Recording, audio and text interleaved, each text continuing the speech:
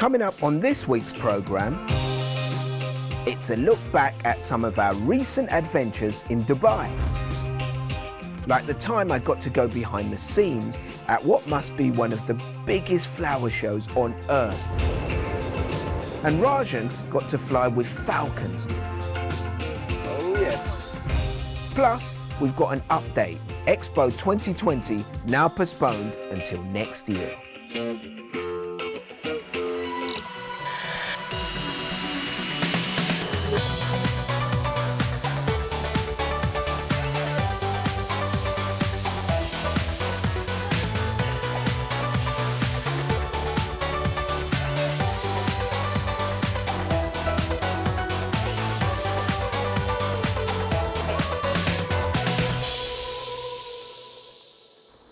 Hello and welcome to the Travel Show, coming again this week from my place here in London. Now I don't usually get to spend much time here because I'm normally out on the road, but with travel pretty much cancelled over the last couple of months, I've had a chance to take a look back at some of my favourite trips here on the Travel Show. Now this year was meant to be a big one for Dubai. It was down to host Expo 2020, dubbed the greatest show of our time. We humans, we've come a long way to get where we are today.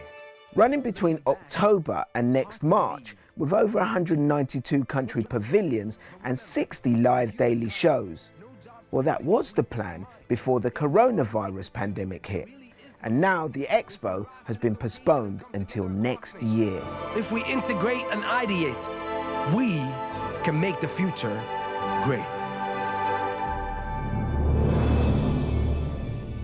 In a moment, I'll be getting an update on what's happening with that, plus news on how Dubai coped with the lockdown and what it's like there at the moment. First though, let's take a look back at my first ever visit to Dubai back in January last year. Now, while I was out there, I was definitely expecting to find a fair amount of glass, steel and bling. But what I didn't expect was a big drive on making living and holidaying out there more sustainable. And just a quick reminder, this was filmed long before anyone had ever heard of social distancing.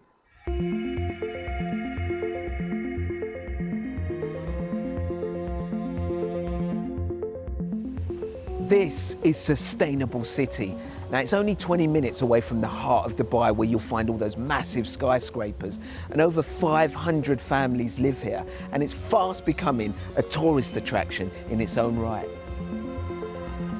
Hello, Hadil. Hello, welcome to the city. Thank you, how are you? I'm good. All right. Are you ready for a tour? Yes, please. Yalla, let's go. I like that. Woo!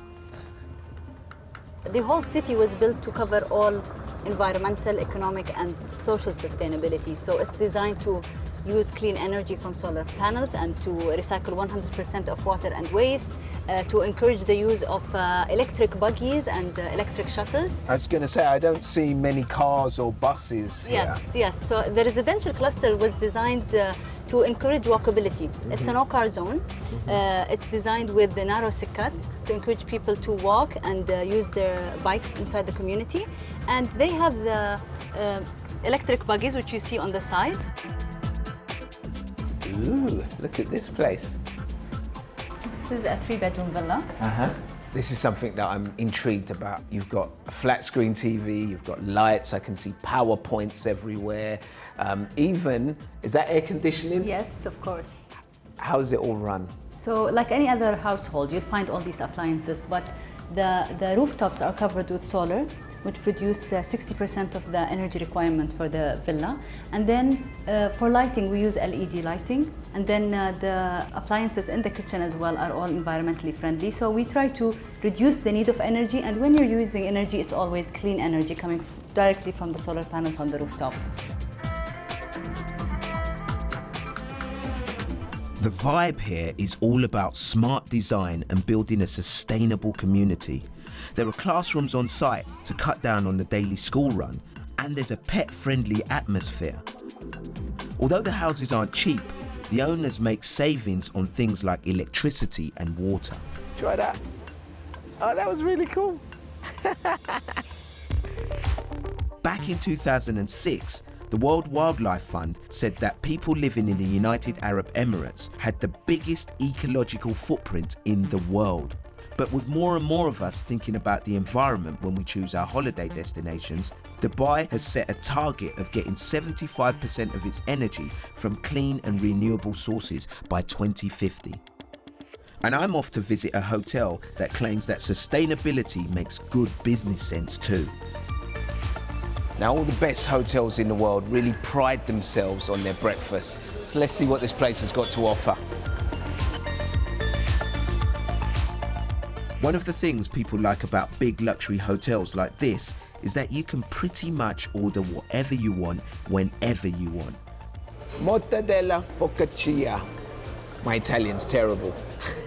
But having so much choice available inevitably can lead to a lot of food waste. And that's something that this hotel is tackling. Here at the buffet, for example, they display smaller platters of food and only replace them once they're eaten. But it's back of house that the real serious work is going on to cut down on food waste. Can you tell me how this system works? Of course. Let me just show you. Here we have trimmings. Trimmings are what's left over from the chef when he's preparing the dishes. These are still very much food waste, and we want to identify and categorize these in order to be able to plan better with our menus. So let's give it a try. We're going to throw it into the bin. Yeah. The system now is showing us that the weight has been added to the scales. We're going to go, would you like to categorize it now? We said yes. And then it's going to come up with trimmings, and I'm going to identify trimmings, and it's as simple as that. Oh yeah, and the weight is coming up there. What we're going to do is we're actually going to put the food that's on the guest plates into the trough. Okay. It'll wash down into the machine itself, the composting machine, like that. There we go. Ah, that's better. We can hear each other now. Yeah. So as the machine takes away all the solubles, the second stage it will go off to the composting room. The composting room then takes all of the final solubles out of the food, it dries it, and this is the end product. This is what you end up with. And this is what it turns into? Yeah. That's so heavy. How much food is this, would you say? This is a day's room service. A whole day's worth of room service waste is squeezed into a bag like this. Correct. Amazing, isn't it? Yeah. And then this will now go on to be used as farming compost, so we can use it back in the land. So that goes back into the land, back into the system to help create food. Correct. One big cycle. Sustainability in a bag. I like it. So far, through smart monitoring of its menu and waste, this hotel reckons it's preventing the equivalent of around 120,000 meals being simply thrown away every year.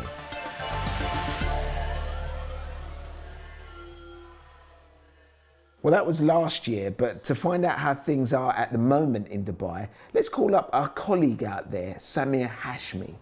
Sameer, good to see you. Or at least some of you. You're hidden behind that mask. So, I mean, judging by the mask you're wearing, it looks like things have changed quite significantly since the last time I was out in Dubai. Well, the biggest change is this, as you said rightly, getting used to this and roaming around in the city. But yeah, that's right, things have changed here from the last time you visited Dubai. Wearing a mask is now compulsory here. It's mandatory. There's a huge fine if you don't wear it. So this is something you'll find everywhere you go in Dubai. So I can see you're down at the beach and it looks pretty empty behind you.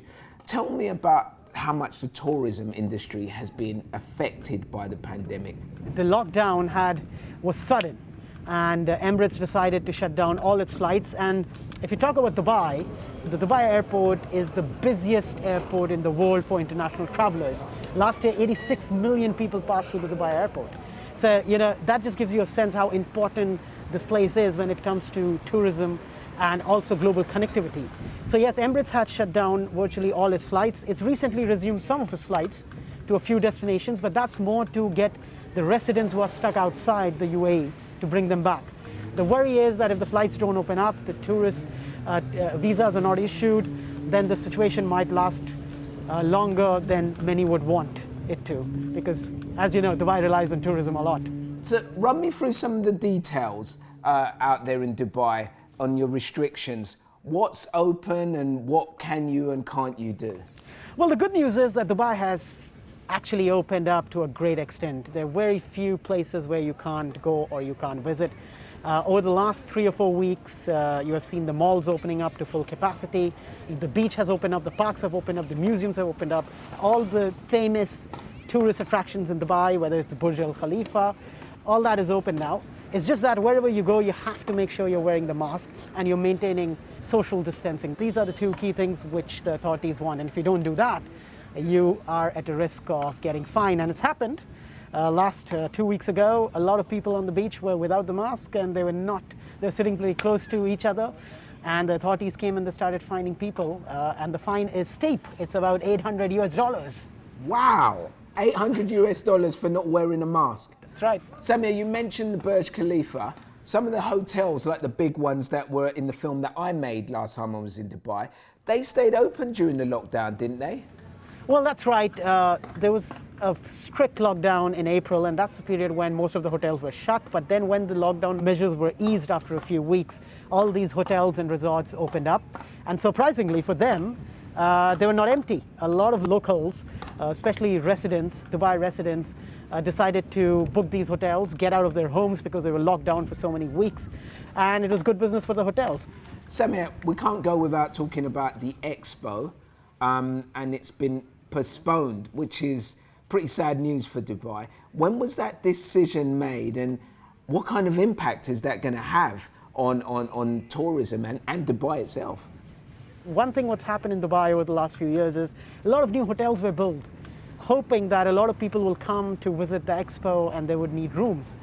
But that's not going to happen, and that's why people are now bracing themselves for a difficult year. So it's really bad news for Dubai and the economy, and especially the hospitality and tourism industry. When was the announcement made, and how long did it take them to finally decide that that's it, we're going to postpone it? Because it's a big decision, isn't it?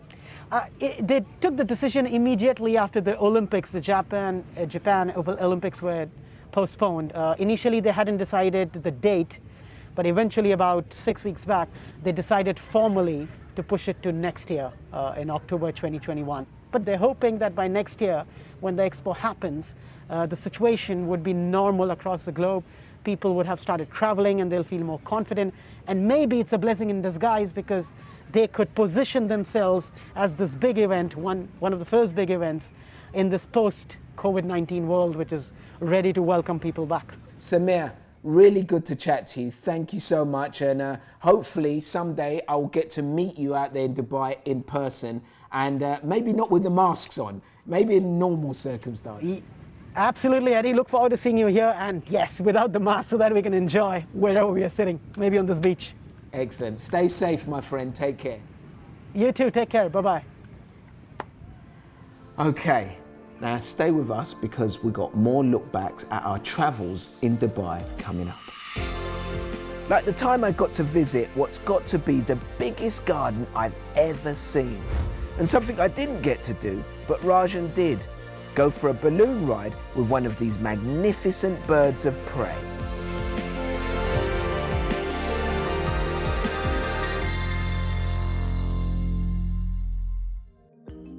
Now, this is a place that has been pretty much built out of the desert, so not ideal when it comes to growing flowers or gardening.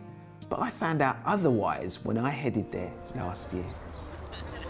Heading through the entrance here at the Miracle Garden, 3 things immediately strike you.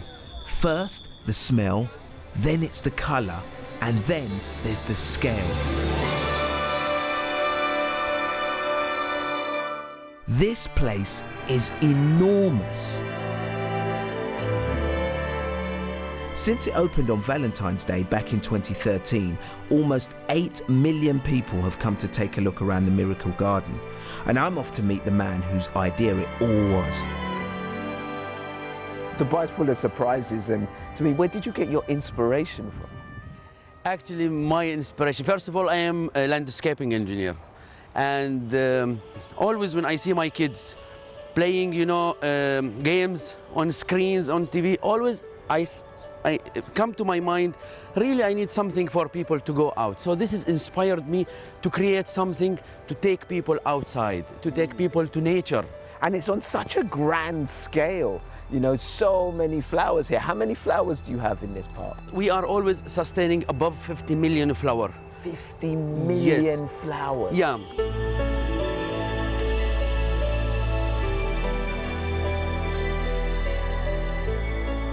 This place must take a lot of water. I mean, where do you get it from and how do you keep it sustainable? Actually, we are using the recycled water from Dubai municipality. And what about your challenges? What's the biggest challenge for you? Actually, the biggest challenge is just the wind.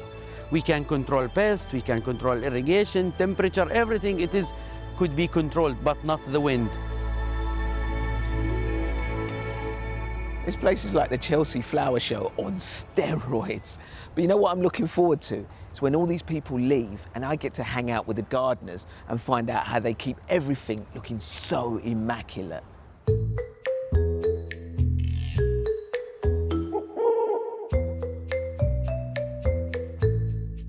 Now, it's just gone 10 o'clock and it's only myself here and 200 gardeners that work all night to keep this place looking pristine. And I'm going to find one of them now.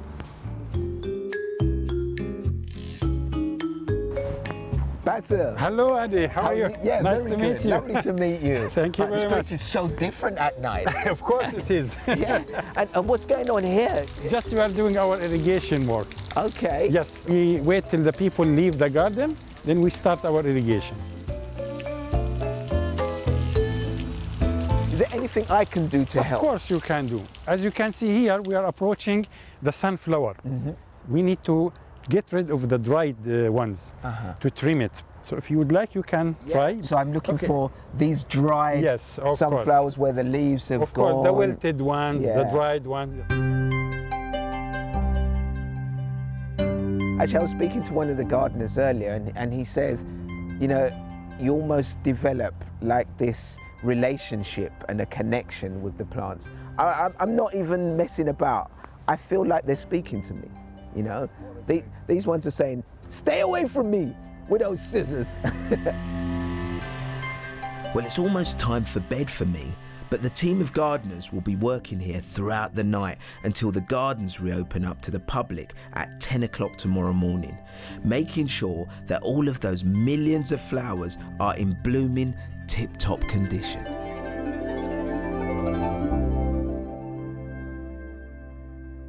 Now, I'm not the only member of the Travel Show team who's been to Dubai. A couple of years ago, Rajan went there in search of an amazing new graphic art form called Cali Graffiti. And then he got to take a balloon ride with a difference across the desert.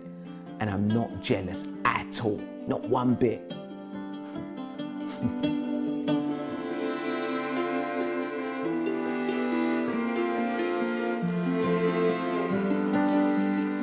This is Cali Graffiti, a mix of traditional Arabic calligraphy and graffiti.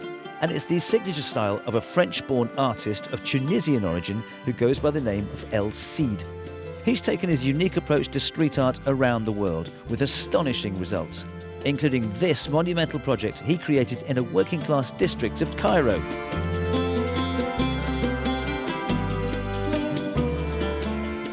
So what's he doing in Dubai? For me, Dubai is like it's a new city. You know, like I look at it, I try to have like a different view to it. A lot of people coming from outside, they're like, "Oh, this is fake. I don't understand. You as an artist, how could you be here?" And for me, there is this kind of growing like art scene, like this growing art community, and it's as an artist, it's always good to say like, I'm part of this, I'm part of making a change, I'm part of making this move. If I can just question you on that a little bit more, you know, it's also a place that's glamorous, it's wealthy, you know, you've got a lot of big expat population, you've got some very rich Emiratis here. Is that inspiring for you? We are here like in the middle of the industrial zone, you know, that has been turned into this culture and art community. You know, like when you cross the road, you have like steel factory, you know what I mean? And this is the Dubai that I want to see. I'm not interested in this shiny thing, this is not for me, but some people, they want it. But I think at some point now, and there is a switch, Dubai now is trying to show like, oh yes, this is what we're doing.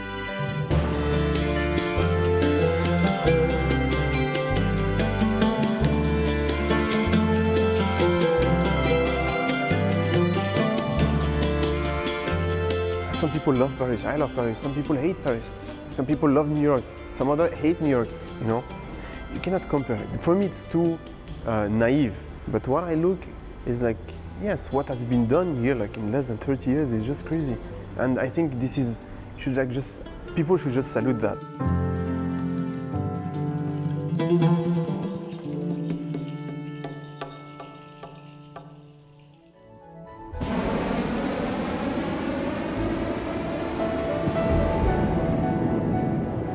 I'm now heading out to the desert early in the morning to experience something new that I'm told you can only see here in Dubai.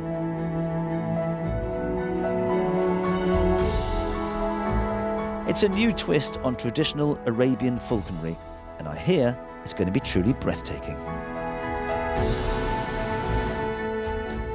We're about to release Oberon from the basket. Okay, so what's going to happen next is I've untied him. You'll see he's wearing a transmitter on his tail. That's really, I can go find him if he flies away. Okay, ready guys? Ready? Yeah. 5, 4, 3, 2, 1.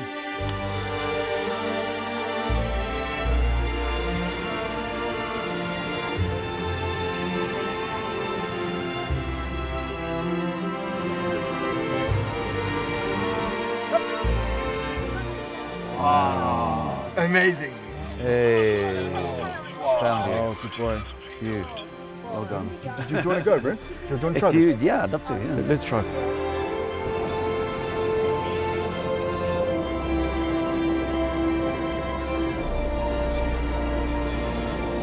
Oh, yes. Peter has helped to hand rear these birds from birth, and the bond of trust between them is vital. It's clear that for him, the falcon's welfare is paramount, and months of work has gone into training the birds to get them used to the sights and sounds of the balloon and its passengers. If practiced correctly, these birds are in good shape. Essentially, the bird is not suffering. Absolutely not. What more could you ask for? Unique experience, and what a beautiful animal.